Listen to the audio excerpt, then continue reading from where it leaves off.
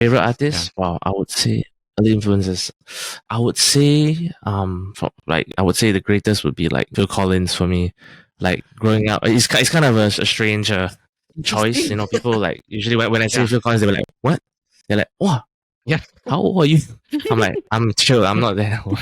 I say Phil Collins because like I grew up listening to a lot of Disney music. Like I watched like Tarzan, I watched like Brother Bear, and all those good old like old Disney movies. You know, before now. No shade, but you know, old Disney is definitely better. Oh, 100%, bro. No disagreements there. No disagreement there.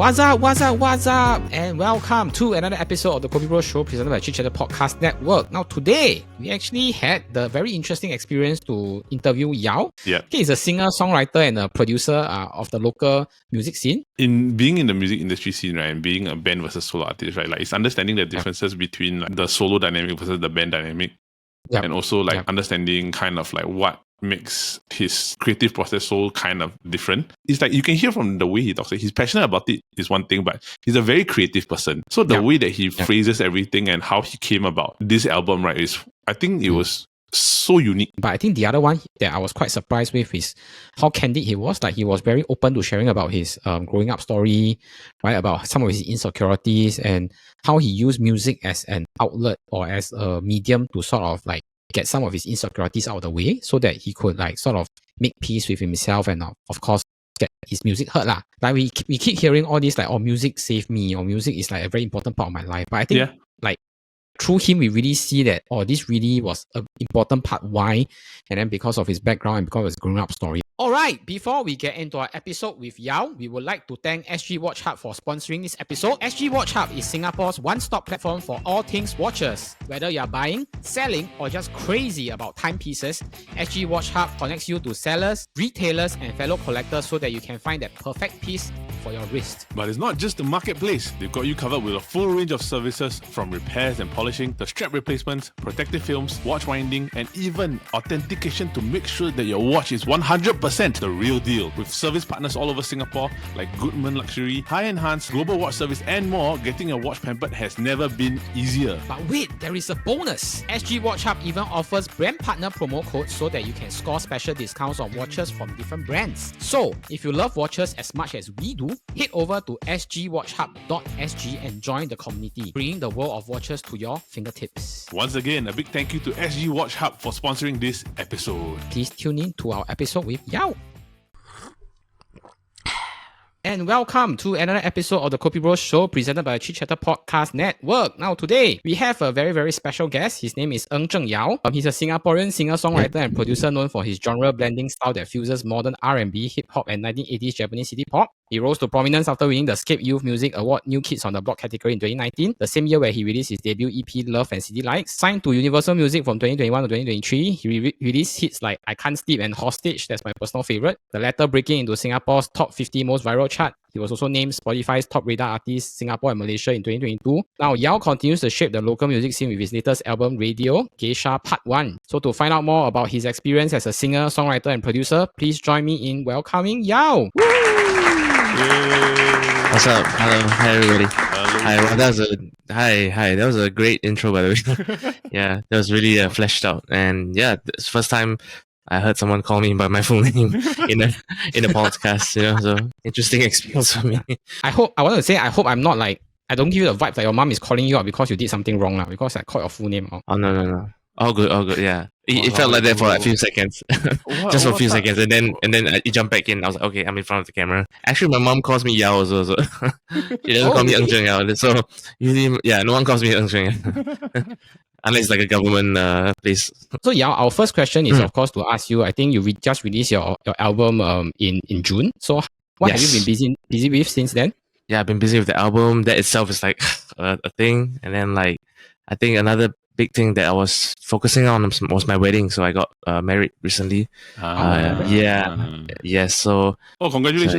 Congratulations! Yeah, thank you. So like, it was interesting, you know, trying to balance two different major things I can say that my wife is surely not happy when I told her that I was about to release the album just a few weeks after our wedding. So yeah, I think a few months before. Sorry, so I got married first, and then I released my album. Yeah. Because you have to promote the album just prior to your wedding, right? That's correct. Yeah. So yeah, that's pretty. And I just thought it's okay. I'll just promote the album less. It's fine. The wedding is more important. But now I'm promoting the album. But I scroll through on Instagram. I think your wife is also a singer, right? Yes, she sings, but I don't think she calls herself a singer, but she's more like she does it like freelance. She has a YouTube channel and she like does covers and stuff. She's amazing. So in the layman's eyes, I would say a lot of people would say like, oh, your wife's a singer, but like she does it just for fun, honestly. Yeah.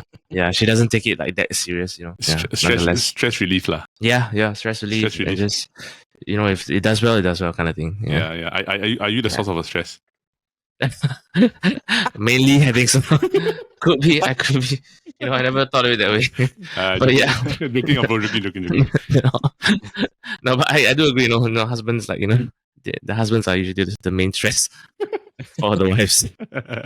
Before you get to into the interview proper, yes. I just wanted to ask you because I think your name is the first name, right? Every time I type, right, I have to copy and paste one. I cannot find the special letter at the end of your name. So why do you choose to choose like Yao as a, like O and a slash? Like, is there any special meaning behind it? Okay, so because Yao is such a like there's so many Yaos like when you type Yao. So I used to call myself NZY back then. I'm sure you know me because my full name is Ng Zheng Yao. So I just wanted to make it like seem interesting. So that's why I just called myself NZY. But then looking at it now, it's like, damn, it's pretty lame, yeah. And I was a really like big fan of hip hop and everything. And like back then 2000s culture, everything was just like. Now when we look back at it, it's like it's low key cringe, but it's cool also. So I just use NZY. And then after moving ahead, when I first released my very first single, I had to choose a name. So I was like, okay, should it be NZY again or like Zheng Yao or what?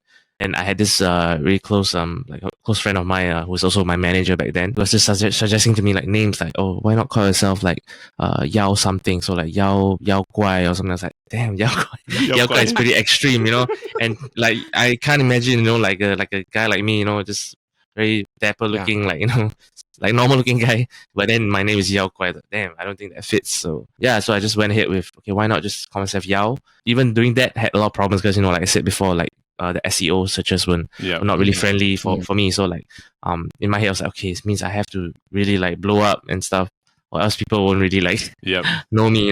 Just before I wanted to release my music, I was just thinking like, how do I make the name interesting? I was just thinking, going back and forth and stuff. Eventually I found a symbol. I think I was looking at some like music videos and stuff, just like looking for inspirations, and then I saw like the O, you could make it look interesting. So I was like, okay, let's try putting that slash on my O. And when I put it together, it's like, wow, it looks pretty like fire. So yeah, it looks cool. And yeah, honestly, it's nothing deep. Like why I had a slash. To be honest, it's just to kind of stand out. And yeah, I would say until now, like people still kind of find it hard for them to find my artist name. If they didn't heard my songs before, if they go on Google, they'll find it hard to find me. So yeah, I think the slash is a pretty defining look, and I think I've learned to like just go ahead with it and just use it to the fullest. With artists, right? Like having something that they remember you with. So it means that it's like Yao is like, okay, you got Yao Ming and everything. It's quite common. Yao Ming appeared so much. He was just at the top of the searches. But like the thing is that because there's an O and a slash, so everybody knows that when you say YA with O and a slash, right, and it automatically is it's you. So correct, it's a very unique, like how to say, like selling point to a point where like, okay, I can relate this to this person immediately. Without having to like question like, is it the same person? I think no, it's you is you, Yao is Yao. We usually begin our podcast with like learning about your origin, like from the beginning lah. So could you share with our listeners, right, like your growing up story and when actually you started having an interest in music? And then what were some of your favorite like artists that you started listening to when you were younger, or like maybe your role models? Yeah, I mean, I grew up with music like in my life. My mom mainly still is a musician in Singapore Chinese Orchestra. So she plays for the like professionally for SEO. So I think she was like a major part in why I even like had the courage and the grit to do music professionally, because I would see her in the house just so passionately like practicing her instrument, and just I was basically surrounded with music in my life throughout my life. Yep. I heard she even brought me to like Egypt once, where she was like doing some like work in Egypt, so she was playing, and then I was in the stomach back then, so she was really was with me, and the stomach was big, and I was there, so she would just tell me, oh, you've been to Egypt before. I was like, wow, I've been to Egypt before. I think she's really like a big part of why I started doing music. Generally, throughout my life, I use music a lot as a way to cope with a lot of my problems. And I grew up, in a pretty, I would say, troubled household. Like my mom's a single mom. Growing up, I had a lot of insecurities. A lot of things that, a lot of pent up things that I as a child, I couldn't really tell my mom a lot of things, because my mom's so busy. She's like the sole breadwinner, right? I had to find another way to cope. So I think music was there for me. The 2000s MTVs and all those good old like anime. Those things slowly crept into my life. Yep. And I really found a lot of enjoyment with it. And yeah, I think grew up, and then I had a thing for singing. My mom told me like, oh, you can sing. I even picked up how to play the erhu from school also. So I started from there, and then I went to the concert band when I was in secondary school, and then in poly I went to a music CCA kind of thing. Music was always part of me growing up. It's like natural for me, I would say. And my favorite artist, wow, I would say early influences. I would say the greatest would be like Phil Collins for me. Like growing up, it's kind of a strange choice. People like usually when I say Phil Collins, they were like, what? They're like, wow. Yeah. How old are you? I'm like, I'm chill. I'm not that old. I say Phil Collins because like I grew up listening to a lot of Disney music. Like I watched like Tarzan, I watched like Brother Bear, and all those good old like old Disney movies. Before now. No shade, but old Disney is definitely better. Oh, 100%, bro. No disagreements there. No disagreements there. Awesome, Zero. Awesome. Okay, that's great. Yeah, so I found out about Phil Collins through Brother Bear and Tarzan. You Be My Heart. Yeah. I would sing to that song every day. I even covered it, and yeah. So I would say Phil Collins one of the greatest musicians and artists out there. And aside from Phil Collins, Michael Jackson, can't go with Michael Jackson. Yeah. And recently, I would say like The Weeknd. A lot of I basically like old. Yeah, I love The Weeknd. Yeah, I love The Weeknd. Amazing artist. And yeah, I would say these three main artists are like my greatest inspirations when it comes to like music. Three different generations. Yeah. That's a good. Yeah, that is a good analysis. That's one thing. Right, yeah, it's true. I honestly, right, bro. I'll be frank. Phil Collins came out of very left field. I didn't expect it to like come out there. I agree. He didn't have to go so hard on the Disney soundtracks. Like he went really, really hard on those songs, and I think that's what really like kind of caught my attention. It's like most of us were generally, especially our millennials, whichever, right? We were generally exposed to Phil Collins not because of like the earlier parts of music, right? But it was because of Tarzan. Tarzan, yeah, correct. Yeah. Yes. But after I researched about him, it's really like he's a legend. Like he created so many like iconic 80s sounds. Like he's one of the pioneer like 80s artists that really shaped a lot of the landscape back then. Okay, so Yao, since we have learned a bit about your influences and like your experience growing up, right? I think I would like to talk a bit about like your decision to become a singer. Like, because you did say that just now, you said that, like music has been part of your life, but what was the turning point that you decided that, this like, I want to be a singer, then I want it as my career like that? Wow, good question. I would say the turning point was when I performed for the first time I ever performed in like a big crowd, it was like a school orientation camp thing in RP. Oh. So it was like the orientation camp like showcase. So like there were like thousands of people and stuff. Oh, and to be thrown onto that kind of stage straight away was kind of like something that kind of it's a different feeling, So I was selected for like among like the people to sing, because I could sing, and like they found out that this guy could sing, like wow, blah blah blah, let's put him up on stage, So to me it was like, wow, okay, finally people are acknowledging me for my talent. I pretty much like the attention. I basically performed, and it was like the crowd was going crazy. The moment I sang, people just screamed, and then I was like, wow, like no one has reacted like this to me when I, first sang. When I sang at home, my mom and sister was just like, oh, nice, nice, nice. That's all, like, as a kid, But then like when when like suddenly you get thousands of people cheering for you, I think that woke something in me, and like just I wanted to live like this, I wanted to use my talent to entertain people, essentially. In case you don't know, have you heard of this band called Stopgap, an indie band in Singapore? Stopgap. Oh yeah. I know some of the drummer people. for them. Hi bro, I'm the drummer for Stopgap. Oh, it's just crazy. Yeah. Oh, that's crazy. I didn't know that. You know Aiden? Yeah, I know Aiden. Yeah. I know Aiden for a long time. Wow, I didn't know that. I mean, you guys are the most important drummers, Like, and you're OG, man. Like Stopgap, Like, I really like respect like all the artists that came before and are still here, So it's really cool. Yeah. I brought that up because I find it interesting. Like sometimes Eldad share with me like his experiences performing. It's very different from you because you're always at the front line, right? You're facing all the crowd and everything.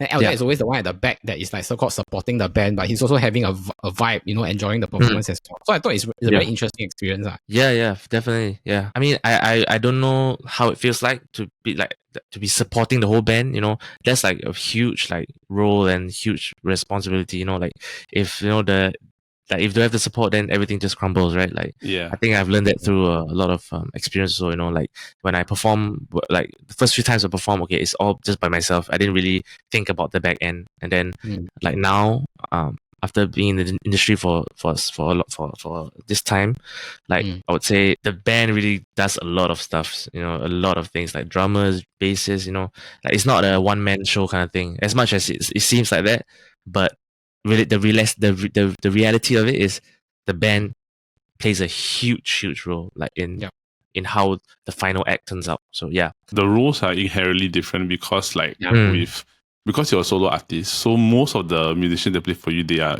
predominantly sessionists. So for them, right, the role is that, okay, how do I bring Yao's vision to life on stage? Or like how do I make the music come alive in the manner that Yao is happy for a live performance? And I think that's where like I think for Yao also, probably before we move on to the next question, right, is that like maybe for you, you've experienced like understanding the music arrangement and composition session is something that is totally different from what you originally thought it would be when you first did it compared to like after you experienced it, right? Yeah, definitely 100%. Yeah. It's a different kind of angle also. It's like, I mean, because I'm so used to being solo and stuff back then. So now that I have a full band helping me out, it's like I learned so much, from the band. It's really like enlightening and like just very humbling also. Yeah. Okay, my next question is because I think besides being a performer and a singer, you're also a producer and a songwriter.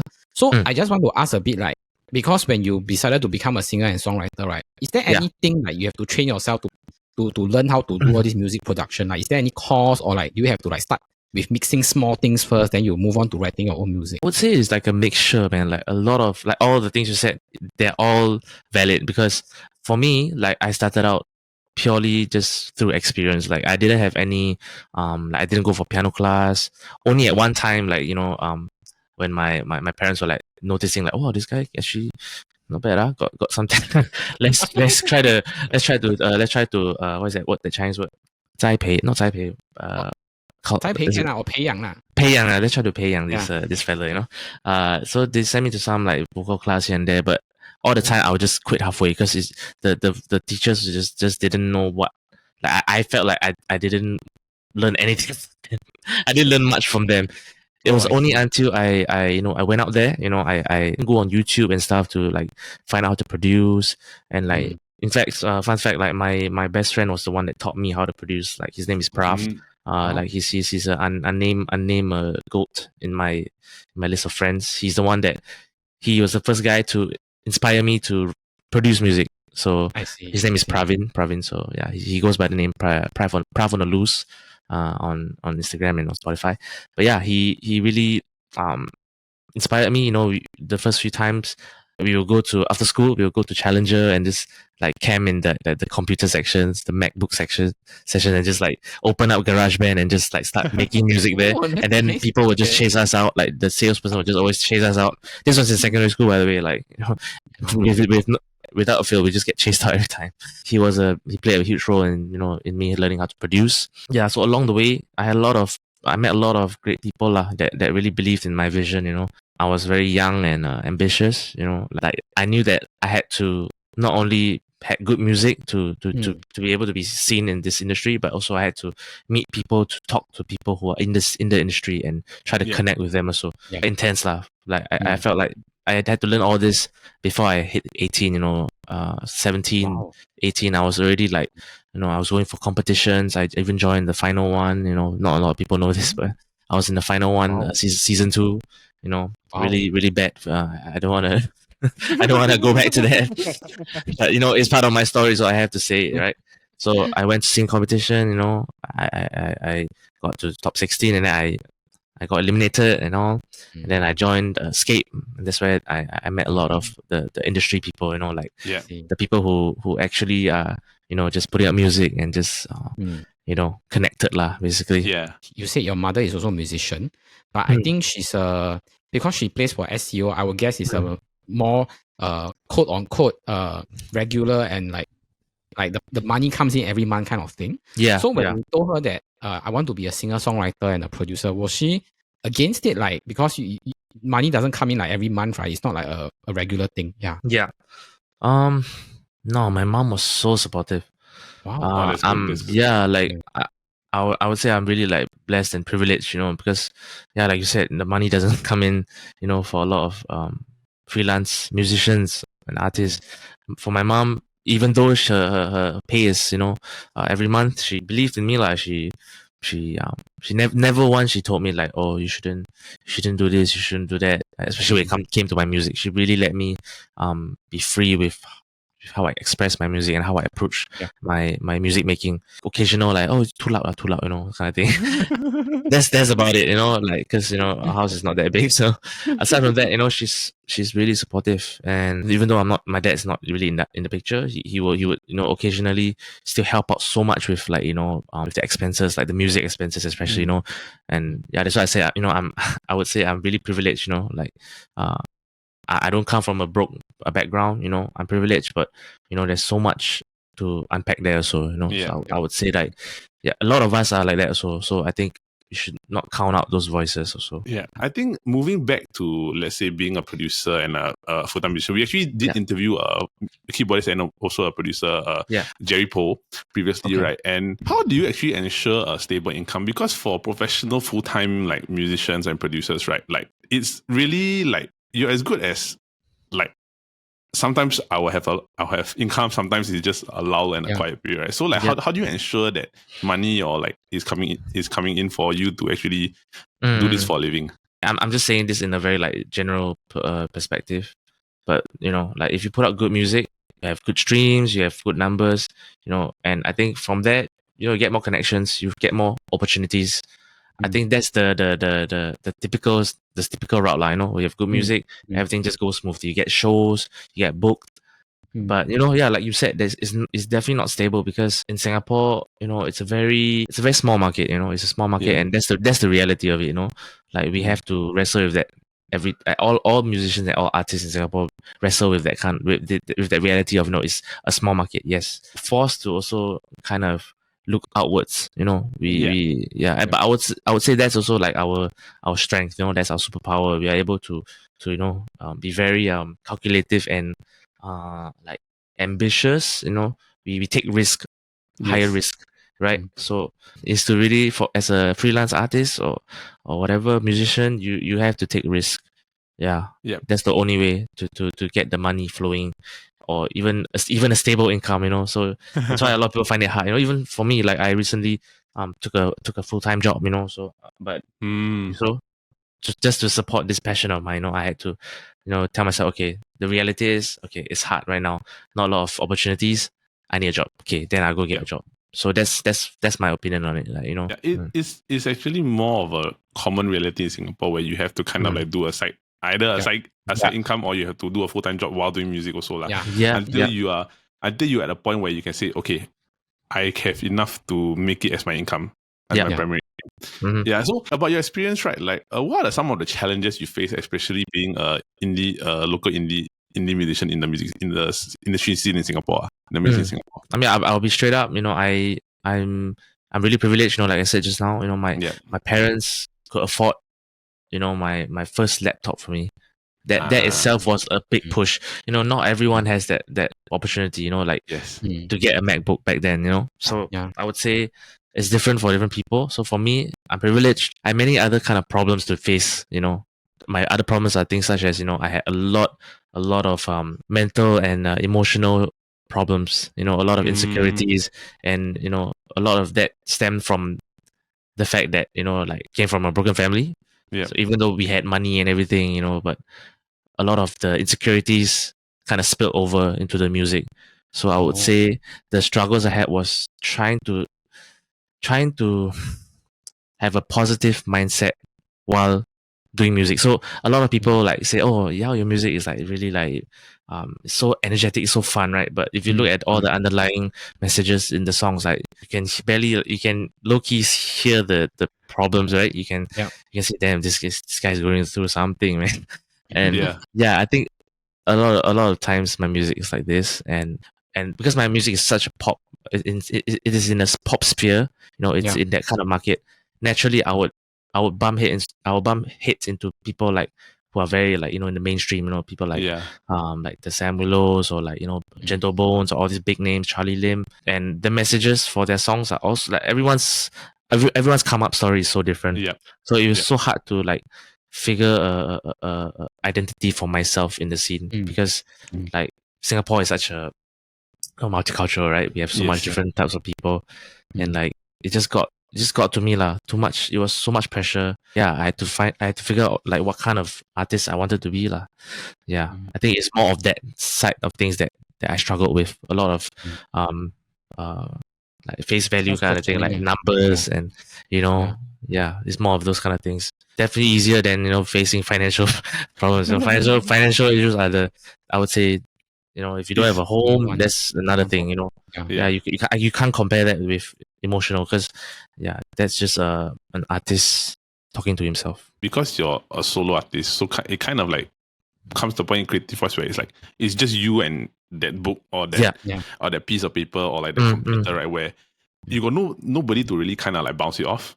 Correct. So it's basically you just bearing yourself out there for everybody to hear. And it's so hard. It works. It's so hard to find inspiration. Moving on to the next question, right? You're talking about Sam Willow, Charlie, and Gentle Bones, right? Because they're popular and they're growing, right? What's a common misconception that Singaporeans have about the local scene, or that maybe do you have anything that you notice? A lot of us, that people would think that, okay, the local indie scene is we are very broke and stuff. We are hipsters and everything, right? Stuff like that. But I would say, there are normal people. I would say normal. I would just say, they're just average people doing music, doing good music also. So it's not, they don't always have to be, they look super crazy, broken, or extravagant on the outside, they don't necessarily look like, I don't know, like a prince on the outside, some of them look like Phil Collins. They have receding hairline, and but they are the they were the number one artist back then in the 80s. But what's the problem with that? That kind of thing. He's legit not wrong. It's actually true. He has. He looks like a typical crooner. Just a guy doing music. So I think that's one misconception that people have. Especially because Singaporeans, I feel like they have so much. They look up to artists so much that they kind of try to see the Western. They try to put the Western values on the Singaporean artists. So they really, and I don't blame them, because that's what they consume. But at a certain point, the kids and all, they would figure out. I have to say your description of the receding hairline will be something I go to any indie concert now I'll be looking out for. Yes. Pay attention to that guy. No, it's legit true. But I also think it's because sometimes most of the time, most of the performers on stage in Singapore, right, most of us have, generally, I don't know why we have decent hair. It's very weird. It's most of the performers in Singapore have the hair is quite good okay. hairline. Good hairline. So far, I haven't seen also. When I ask AI, or when I ask ChatGPT, what kind of music you sing or produce, they say it's a blend of urban soul, contemporary pop, R&B, Japanese city pop, and synth pop. Wow. Or synthetic pop. But how would you describe your own music? I don't disagree. I agree to all of this. Like, I have R&B, I have Japanese city pop, synth pop, urban soul, yeah. But I would say, like, I don't know. To me, I would describe my music as being like something very unpredictable, but also catchy at the same time. Like, I try to make it as like, okay, what's his next move, or I try to make it as new as possible. For me, recently, I would say the messages for my songs, I try to put more emphasis into that, because for the longest time I've been making music that has been like pleasing people, and like it just sounds nice, and like it's always about love or whatnot, I and see. stuff. So I don't know, maybe this is just me being an artist, but maybe I'm trying to figure out what is my place here in Singapore as an artist. Yeah, rather than just it's just elevator music or it's train music. Recently, like the SMRT is playing local music, right? Yeah. Amazing, great things. But like there are still people's voices that are unheard in Singapore, and like so many stories that are unheard, and situations that are unheard, that people don't really talk about, like, because we are seen as such a perfect country, right? Yeah. And I know people don't feel that, and you can't like keep putting on plasters, and stuff. It's impossible to cover up. So that's something that's interesting. That's something that I want to put out. And but also, my age is my pop age. I know what people like. I know what gets people to dance. So like I really want to use that, to in my music. Try to just bring in a different kind of angle and perspective to how can music be used in Singapore, Could you give us a bit of insight into the creative process, like what goes on from the start to like the song being released? Sometimes I see, like, let's say J Cho, I see his interviews, right? He just say, the rhythm is just there, then we start writing. Lor. Sometimes he just say, Fang Wenshan wrote the lyrics already, then I just put music behind the lyrics and like right. Yeah, so I really don't understand like how this whole creative process like goes about, like step 1, step 2, this kind. Yeah, he's not wrong. It really be as simple as that sometimes. It really is that simple sometimes. And like for people looking from the outside, they may say, "Wow, it's so complicated." And everything. But honestly, sometimes it's really that like straightforward. Like we have a beat, you have the music first, and then you write, and then or you have a lyric first. You want to write about something, then you produce a beat over it. There's no like right way or wrong way to do it. Also, there's many ways. Like for me, I would say it depends on how I'm feeling and also how I want it to go. Like like sometimes I would start with the words first. I want to, like, for one of the songs in my album. Like I had this song it's called Idolize, and I wrote that song in less than a day. Yeah, and this was like a week before I had to ingest my album. Like maybe slightly more than a week. But yeah, I wrote the song in a day, and it was like the fastest I've written a song. So how that came about was I had this idea, that was already in my phone and everything for the longest time, for like maybe 2 to 3 years. I always wanted to write a song about idolizing, and how there's a culture of idolizing in our, like, for my generation lah. I mean, I'm sure for other generations there is also, but it's getting like crazy, like for our generation and younger, like people really idolize their K-pop artists, like to the T, like too much, I would say. But hey, so it's very interesting because the song started out with their idea first. The words came in because naturally it's such a controversial topic, right? Yeah. Naturally the lyrics will come first. So that's why it felt, for me, it flowed so much easier, flowed so much better. Like I wrote the words, I knew what to say, and I write it down, and then came the melody. So it was the lyrics, and then the melody started to come in, and then I started making the music over these melodies and the lyrics that I wrote. So in that case, it was lyrics first. But there are also times where it would start with like a sound. For example, Hostage. It started off with just like some Japanese style koto sounds. Like I had this melody in my head, and then I just put it down, and then I made the whole beat without any melodies, without anything. And then I was like, wow, this is great, it's amazing. And then that's where the melody came in, like the inspiration for the melody came in. So it's really like, it really depends. If it happens that day, it just happens that day. You just cannot explain. I can't explain it, right? But it was like meant to happen. It's like you have days of inspiration, then you have days where just like what is going on today. Yeah, like yeah. there's nothing, right? But I'm curious, right? Yeah, because like for me with Stockget, right, our recording process is slightly different from compared to yours. Like because we always track drums and we track guitars and everything. Right. But I think for you, right, because yours is predominantly like beats and electronics, right? Like how does the recording process actually go like once let's say you've done your demo, right? Then how does do you decide the arrangement or the way to lay out the track for the actual final recording before mastering? Like I would say, I wouldn't say it's that different from how, like, say your band would do it also, because it is more like basically more summarized lah. It's just basically I'm still doing the demo, it's just the rough sounds, I guess the only difference is that I can do a fast demo and like how I want it to look like, but the only difference is I don't have people around me and like people to give in chip in like ideas. It's more of just, okay, today is drums day, I'm gonna do drums, and then drums. And then I'll be like doing it for like a few hours, like almost half a day, and I'm like, oh, I'm so tired, like I wish someone would help me do like the chords or something. But then no, there's no one to help, so I just do it myself, and then I'll take another few hours to put the chords. I would say it's faster, because sometimes when you work with a band, like you have to wait for your friends to okay, are you done with the drums yet? No, yeah, okay lah, take another week, or whatnot. But for me, it's like, okay, next.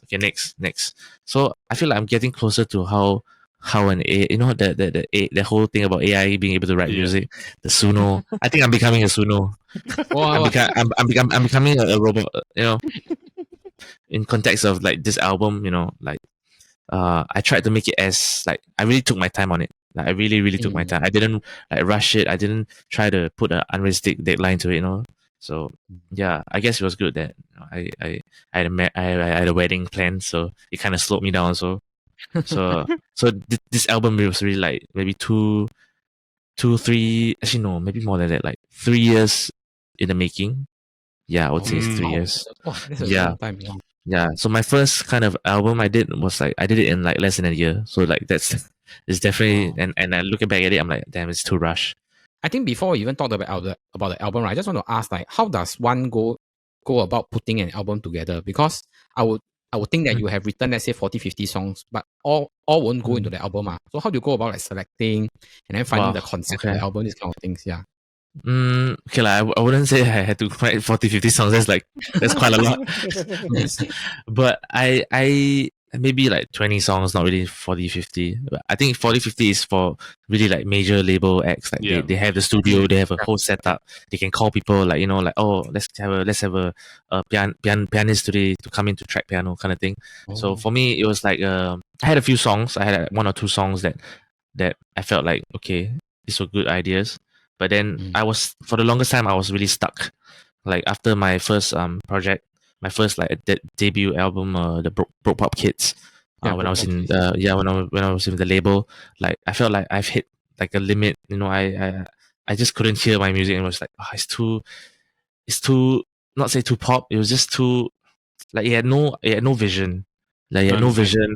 And then like I wanted to. This could be the age shocking. Like I did this whole album in my 20s, early 20s. So now that I'm like 28, I'm like, okay, what am I gonna do with my life? Like I don't want to just keep putting out like love songs and like I don't know, you love me, I love you, and I miss you, you miss me, kind of thing anymore. It's like my artistry had to mean something. I know people who have listened to me. They knew me for my city pop influences, for my catchy hooks and everything. What more can I give the people? I think it's always been that, like, what more can I give people and how more can I entertain them? So this concept really like stuck with me. Like I really delved into this. I really went into my main cave, aka my room, and yeah, I just tried to figure out like why am I doing music. The concept of like desire and faith really kind of like was something that stuck out. Desire was me. I wanted to keep making good music for people. I wanted to entertain people more. That was that one side. But then on the other hand was like my faith was telling me like it was it was something that was conflicting with my faith, I would say. Yeah, so I would say this album it went deeper than just me. It was more of like a universal feeling that I'm sure a lot of people have also, like people wanting to be perfect for the world, and then when that idea came, then I was like thinking, what made me love music and what drove me to this stage of my life. I'm like, okay, my childhood memories, anime, Digimon, Japanese idol music. Like I was in that deep rabbit hole when I was that young. So then when I look back at it, I'm like, wow, Japanese culture. Yeah, I was really into like the whole Japanese, music. I just saw how Japanese people were also very similar to Singaporeans. Yeah. We work so much, we work so hard. We don't show our feelings much. It's all covered. It's like a mask. And then, then when I look back and I do more research, so this has a lot of like I had to research a lot about it, and I think I came out of the word. I stumbled on the word geisha, which was like a very essential part of Japan. Their culture. History. How so it's like they are like entertainers. They are like they're seen as people who entertain and please people. So that was the whole idea of it. So this album was like an amalgamation of that, pleasing people, my life, and how I wanted to tie that in, and then the other parts I'm still figuring out.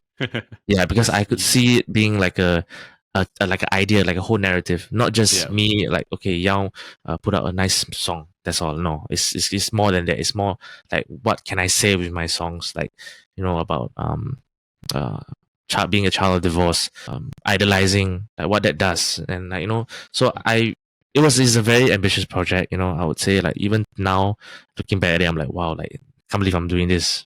Radio Geisha is like, it's like a narrative how someone constantly tries to chase validation and tries to chase perfection in a world that supports it also. Yeah. So it's a very shallow worldview that I'm trying to show people, and like, how, okay, are you ready for this? We are in this together. This is our reality.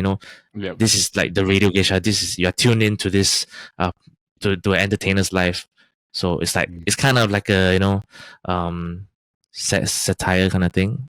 Yeah. So I'm trying to I'm aging along those lines lah. Yeah. Okay, I just want to ask one last question, because the album is Radio/Geisha Part 1. So does this mean that there is a Part 2 coming? Yeah, definitely. I'm definitely gonna be making Part 2. Yeah, I don't know when, but I'm working on it. Because I just put out Part 1, so I hope people can really get to know this Part 1 first. Because I kind of made the album in a way where it doesn't stop, so it's like a seamless kind of album. So if you listen from the start all the way, it doesn't stop. Yeah, so it kind of flows in naturally. So it will tie well with like shows. If you come for the shows, then you kind of get the energy of the performances of the songs. Yeah, so Part 2, definitely coming. I just gotta keep working on it. 3 more years. Yeah, it might maybe 2-3 more years, maybe next few months. I don't know. It can come out anytime. Yeah. It really, there's no deadline. It's like, once it's done, it's done. Yeah. So to end off this interview, right, we're gonna ask you some quick fire questions, Yao. So you ready? Yeah. Just react and just say what's the first thing you come to your mind, right? Okay. So first question: name an artist that you'd love to collaborate with. Phil Collins. I hope he's still alive. He's really old. I really pray for him. Like, yeah, Phil Collins, definitely 100%. If that ever happens, right, I support you from like far yeah. I'll be like, yes, finally he's got his dream. Yes, that would be so freaking cool. Like, can you imagine like a Singaporean artist collaborating with Phil Collins? Yeah, like I'll write a soundtrack with him. I don't know, that would be crazy. Like a Disney soundtrack. Like just one song, and even if you're on the song for like maybe like. I can just like do an ad-lib. I don't even mind. It just doesn't even need to be a full song. Like, as long as got the song credit there, right, you have yes. That'll be my dream. Okay. Next up, dream venue to perform at. Dream venue. Summer Sonic, Japan. Summer Sonic. Wow. Okay, that'd be so cool. That'd be really cool. Yeah. That'd be such a cool performance. But what drew you to Summer Sonic? Okay, I mean, obviously because it's in Japan. It's in Japan, and it's one of the most well-known festivals in Japan. Yeah. I would say a lot of the acts there are like they really show love to like the new people also. Yeah. So I think that it's getting better. It's getting more and more like inclusion. Aside from that, like there's the whole like In the Clouds by 88 Rising also. That would be quite a dream venue, a dream festival, I would say. Yeah. my dreams are pretty okay. Like, it's not super like, straight away SoFi Stadium or what it is. But it's okay. I'll take my time. Last song you had on repeat? Last song I had repeat. Wow. Wake Me Up by The Weeknd. Okay. Yeah, his very first song for his recent album. His latest album. Morning or midnight studio session? Midnight. Come on, what's a morning what's a morning studio session? I never heard of it before. Afternoon is really rare. So. I was telling them, those that are not musicians, right? Like musicians, your body clock and your thing is in reverse one. Your brain works in negative. Yes, that's correct. Yeah, that's true. That's true. Weirdest DM you've ever received?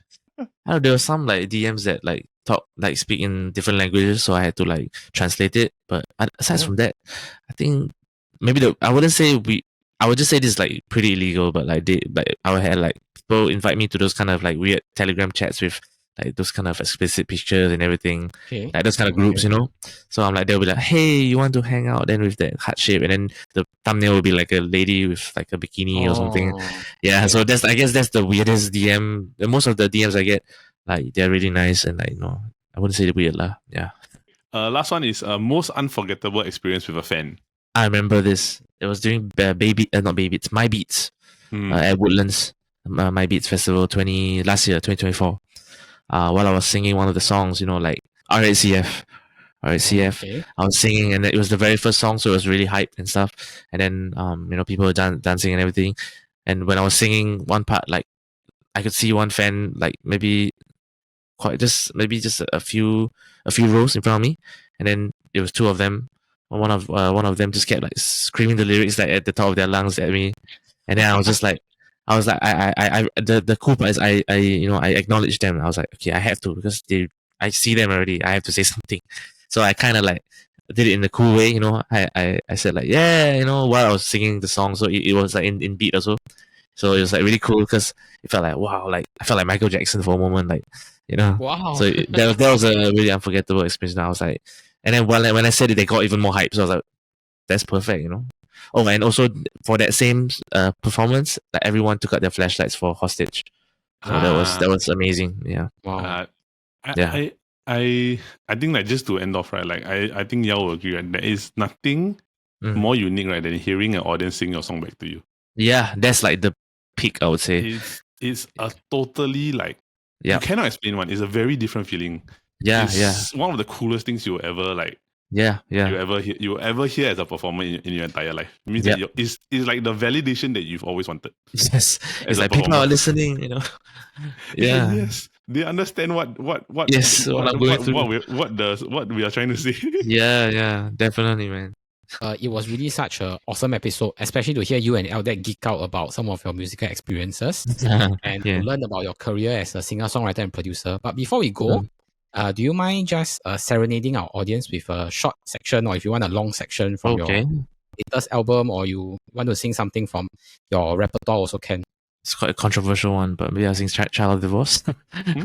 Maybe just don't send it to my parents, yeah. I can't probably let it go on YouTube anymore. So I'm a child of divorce. They didn't even give me a choice. I'm a child of divorce. They didn't even give me a choice. Something like that. Yeah, that's all I have. The full thing is on Spotify or whatever major platforms you listen to. So cannot sing too long. People not in. Yeah.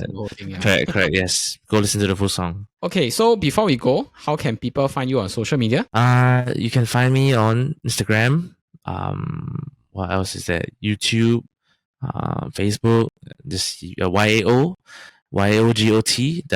So Yao got wave. Yeah. Thank you once again, Yao, for your time. We really wish you all the best, and I hope to hear you putting out more incredible records, especially for Radio/Geisha Part 2.